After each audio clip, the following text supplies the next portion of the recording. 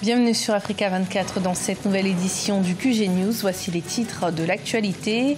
La lutte contre la corruption se poursuit en Angola. Les proches de l'ancien président José Eduardo dos Santos sont également touchés. Après son fils, c'est au tour du président de la fondation dos Santos de répondre aux questions de la justice. Dans l'actualité également, le Togo adopte un nouveau cadre juridique des opérations de privatisation. La nouvelle loi a été votée à l'unanimité à l'Assemblée nationale. Et puis les prévisions de croissance économique au Zimbabwe toujours en hausse. Après des années de récession, les experts annoncent une croissance de 6,3% pour cette année 2018.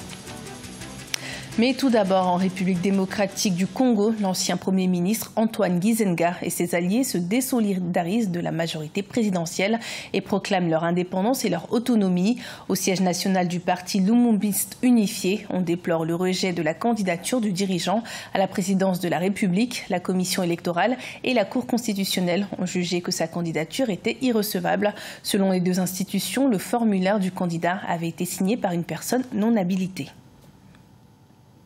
En Angola, après la mise en détention provisoire le lundi 24 septembre de José Filomeno dos Santos, le fils de l'ex-président José Eduardo dos Santos, Ismael Diogo da Silva, un autre proche de l'ex-président angolais, a été arrêté le vendredi 28 septembre.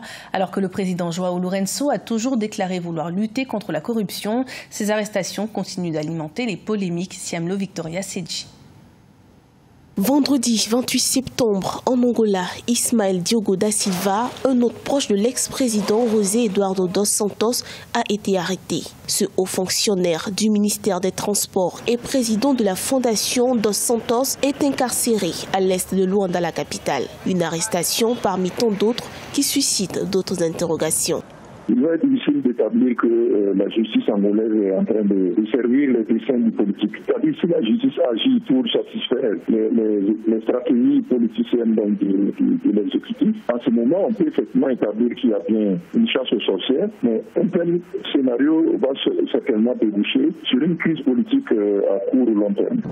Cette détention s'inscrit dans le cadre d'une affaire de corruption dans laquelle deux autres hauts fonctionnaires ont été arrêtés vendredi 21 septembre pour blanchiment d'argent et détournement de 20 millions de dollars. Il se peut que ce soit des dossiers qui aient perduré, qui étaient là et que la justice n'arrivait pas à cause de l'influence du politique à faire avancer. À ce moment, il serait possible de dire que le président avait donc influencé la justice dans le sens de ne pas permettre les poursuites contre ses proches. Dès sa prise de fonction en septembre 2017, le chef de l'État, João Lourenço, a déclaré vouloir profondément assainir l'environnement financier et rendre plus crédibles les institutions étatiques. Depuis, de hauts cadres et proches de l'ex-président ont été démis par décret ou arrêtés.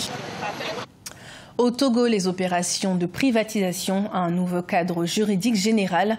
Initialement confié au pouvoir réglementaire, le cadre juridique général des procédures de passation des opérations de privatisation sera désormais la responsabilité du pouvoir législatif. Des précisions avec Ange Nomenio. Au Togo, les opérations de privatisation devraient bientôt se dérouler sous un nouveau cadre juridique général. Initialement confié au pouvoir réglementaire par une loi datant d'octobre 2014, l'élaboration des modalités de mise en concurrence des candidats aux privatisations devrait être portée par le pouvoir législatif, suivant une loi votée et adoptée par l'Assemblée nationale. Ce que nous demandons aujourd'hui à notre Assemblée nationale, et notamment aux députés de la majorité présidentielle qui sont au pouvoir, c'est d'abord de s'occuper de tout ce qui est en amont en ce qui concerne la gouvernance des entreprises publiques. Dans le cadre de la mise en place des membres des conseils de surveillance, des membres des conseils d'administration, des directeurs généraux des entreprises publiques. Cette nouvelle loi introduit 3 nouveaux articles, dont le 66 qui supprime le texte jusque-là en vigueur et qui octroyait au pouvoir réglementaire la prérogative de définir les modalités de la mise en concurrence des candidats aux privatisations. Moi, je doute fort que cette loi seule suffise à améliorer le climat des affaires. Parce que si vous voulez donner un signal positif à l'investisseur étranger dans le cadre de la gestion, de la gouvernance de vos entreprises, eh bien, il faut mettre en place les instances dirigeantes de ces entreprises publiques, depuis le conseil de surveillance, à passer par le conseil d'administration des directeurs généraux, avec des rendements et des résultats positifs. Plusieurs faits économiques ont précédé l'adoption de cette nouvelle loi. La dernière en date était la demande faite par le Fonds monétaire international pour entamer la fusion de 2 institutions bancaires sous-capitalisées. Cette opération de fusion a finalement été reportée sine die. À partir du 5 octobre 2018, la compagnie aérienne Air Sénégal effectuera ses premiers vols à destination de la Côte d'Ivoire et du Bénin, un lancement régional qui sera suivi par des vols long courriers. À partir de février 2019, Air Sénégal effectuera des vols Dakar-Paris. Pour l'occasion, la compagnie nationale avait notifié à Corsair de mettre fin à ses vols entre Dakar et Paris. La croissance de l'économie togolaise repart à la hausse selon la Banque africaine de développement. Celle-ci devrait atteindre 4,8% en 2018 et 5,3% en 2019 après une chute de 4,5% en 2017. Tout cela est rendu possible grâce au secteur de l'agriculture et le secteur tertiaire Angenoménio.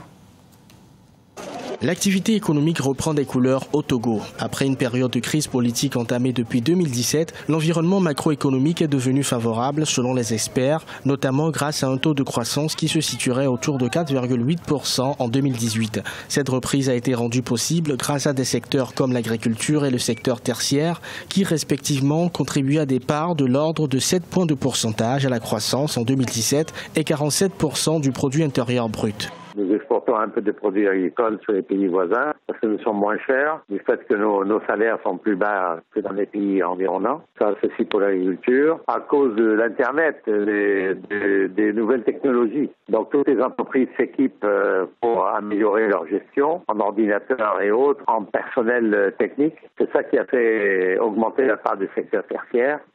Pour booster son économie et réduire son déficit budgétaire à 4,7% du PIB en 2019, l'État togolais s'est engagé dans une politique de diminution des investissements publics. Ces investissements publics étaient surfacturés. Donc on peut réduire les investissements publics en baissant la surfacturation. Mais ça, que voulez-vous, le FMI, il a une langue de bois, il ne veut pas dire la vérité. Mais nous le savons. Nous qui vivons ici, nous sommes au contact des réalités et les investissements publics ne font que grossir la dette extérieure.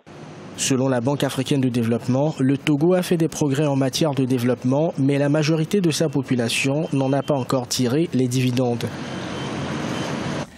Alors que les prévisions annonçaient une croissance de 4,5% et ensuite une croissance de 4,8%, l'économie du Zimbabwe devrait finalement connaître une croissance de 6,3%. Une prévision optimiste portée notamment par les activités agricoles et minières. Toutefois, le Zimbabwe doit faire face à de nombreux défis liés au taux de chômage élevé, notamment chez les jeunes, et à l'inflation de la monnaie nationale. Des précisions dans ce sujet de la rédaction.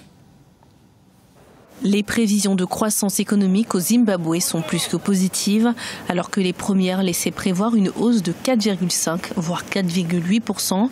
L'économie devrait finalement enregistrer une augmentation allant jusqu'à 6,3% durant cette année 2018, une croissance notamment portée par les activités agricoles et minières du Zimbabwe. La première solution, c'est celle qui a été appliquée avec le départ de Mugabe. Et à partir de là, ce pays présente des opportunités un petit peu plus intéressantes. La confiance pourrait venir s'instaurer au niveau des investisseurs internationaux.